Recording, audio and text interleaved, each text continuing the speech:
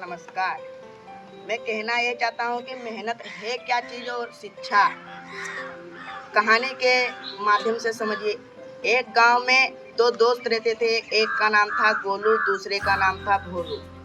गोलू जो था वो बहुत होशियार था और भोलू जो था उससे थोड़ा कमजोर था। दोनों एक ही स्कूल में पढ़ते थे और एक ही कक्षा में पढ़ते थे। दोनों के 10 दिन के बाद पेपर थे।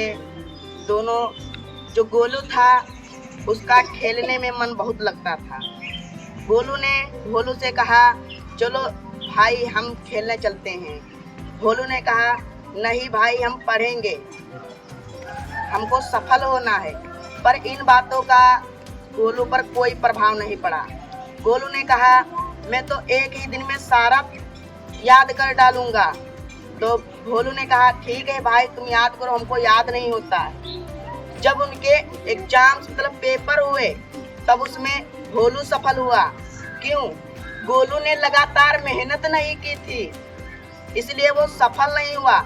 जो कोई लगातार मेहनत करेगा वही सफल होगा। असफलताएं सीमित हैं, उन्हें स्वीकार कर लेना चाहिए। आशाएं अनंत हैं, हमें उन्हें छोड़ना नहीं चाहिए। इसका मतलब है असफलता में ही कुछ हमें सीखने की प्रेरणा मिलती है। यदि आप एक बार हारते हैं तो दूसरी बार कोशिश करें, दूसरी बार हारते हैं तो तीसरी बार कोशिश करें। अपनी आशा को नहीं छोड़िए। एक अनपढ़ व्यक्ति सभा में उसी प्रकार सुशोभित होता है जिस प्रकार हंसों के बीच बगुला। बहुत बढ़िया। सुंदर तो सभी लोग होते हैं, अच्छे स्वभाव वाला भी, मगर शिक्षा के बिना कोई सुंदर नहीं होता। शिक्षा ही सभी का आभूषण है। शिक्षा ही सभी का आभूषण है। अगर समाज को बदलना है तो हमको बदलना चाहिए। अगर हमको बदलना है तो पहले हमें अपने शब्दों को बदलना चाहिए। बहुत से बच्चे बोलते हैं, ये नहीं जानते हम किससे बात कर रहे हैं, क्या कह रहे हैं। ये भी नहीं जानते हम किससे बात कर रहे हैं, क्या कह रहे हैं। तुम आप में कोई अंतर ही नहीं है। पहले अपने शब्दों को बदलिए। शब्दों को बदलने के लिए शिक्षा जरूरी है।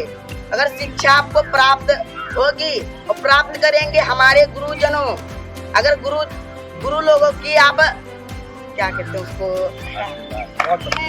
तो आपका आदर गुरु लोग करेंगे। अगर गुरु लोग का आदर करने से हमें शिक्षा प्राप्त होगी। गुरु एक ऐसा व्यक्ति है जो हमें अंधेरे से उजाला दिखाता है। अपने शब्दों को बदलिए, इसके लिए आपको शिक्षा प्राप्त करनी होगी। मैं यहीं पे अपने शब्दों पे विराम लगाता हूं।